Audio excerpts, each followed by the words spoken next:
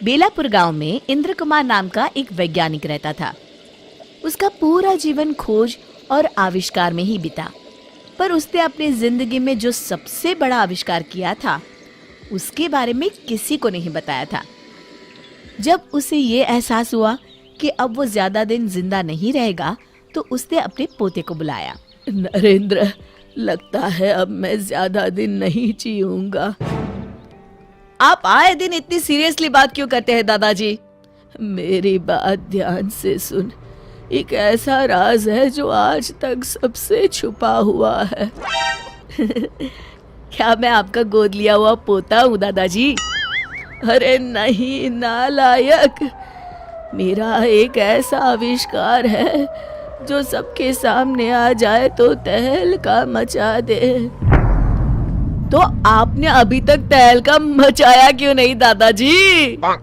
हे भगवान, ये तेरी हंसी ठिठोली तो मुझे मरने नहीं देगी। चुप हो जा और मेरी बात सुन।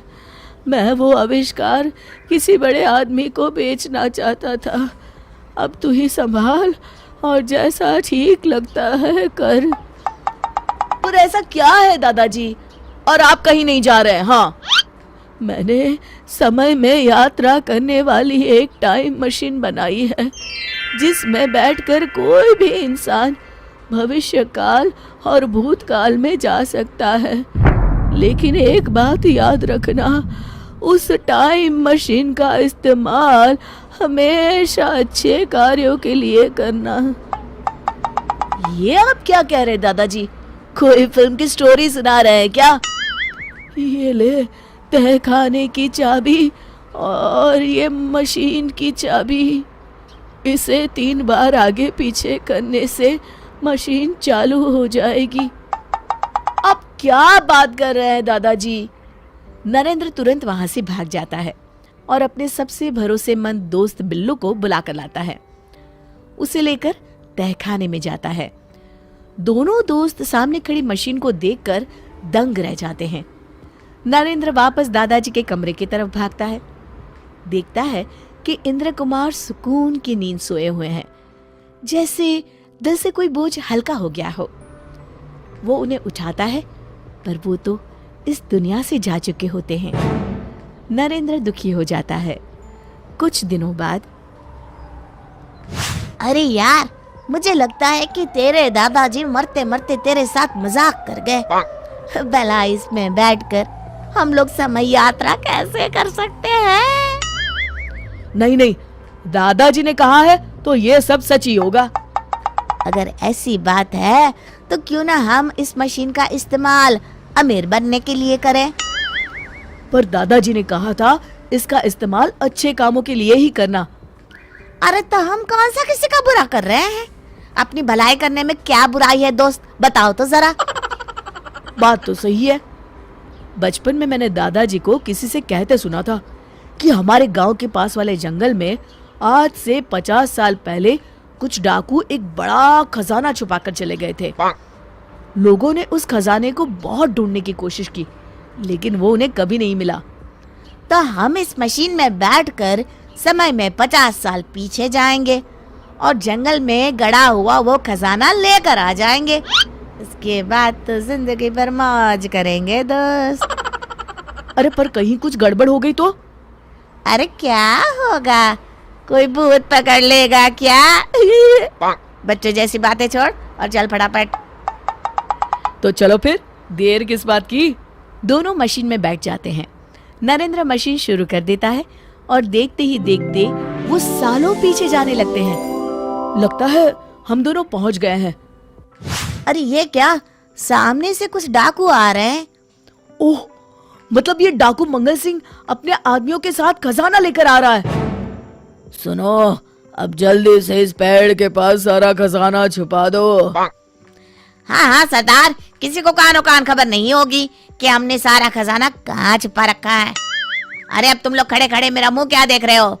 जल्दी से खुदाई शुरू करो। हे भगवान, इतना सारा पैसा! हे भगवान, इतना सारा पैसा और सोना! बिल्लू का मुंह खुला रह जाता है। अरे मुंह बंद कर ले, मुंह में मच्छर ना चला जाए। और कहीं गलती से आवाज निकल गई ना तो ये मंगल सिंह हम दोनों को ही मच्छर की तरह मसल देगा। हाँ। डाकू जमीन में खजाने से भरा बक्सा गाड़ देते हैं। हमारा काम हो गया है, अब यहाँ से चलते हैं। चलो फटाफट खजाना लेकर यहाँ से पहली फुर्सत में रवाना होते हैं। हाँ चलो। दोनों खुदाई करके बक्सा बाहर निकाल लेते हैं। अरे भाई, ये बक्सा तो बहुत भारी है, लगता है हमारी आने वाली कई पीढ़ी बैठ कर खाएगी। तभी नरेंद्र कुछ सोचता है और घबरा जाता है।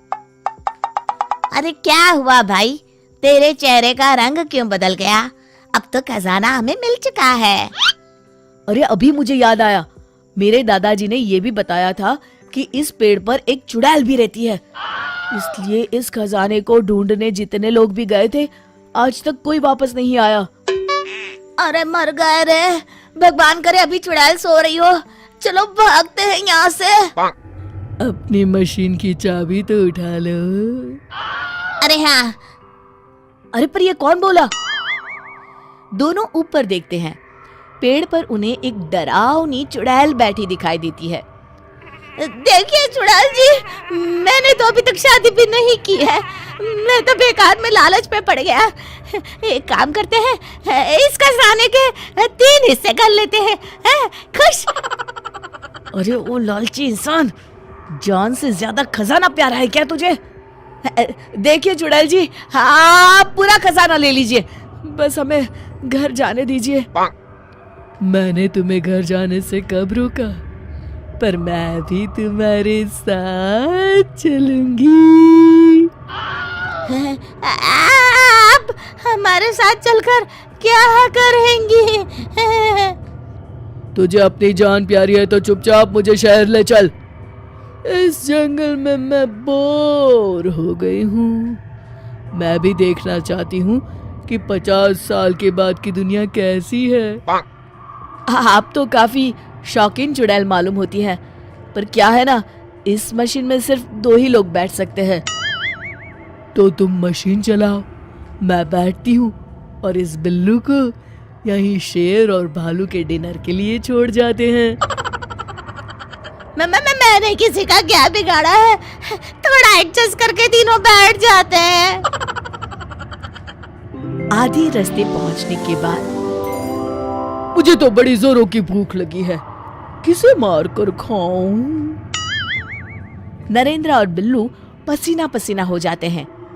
क्या ये दोनों वापस घर पहुंच पाएंगे या ये चुड़ैल किसी को मार के अपनी भूख मिटाएगी? ये जानेंगे इस कहानी के अगले भाग में।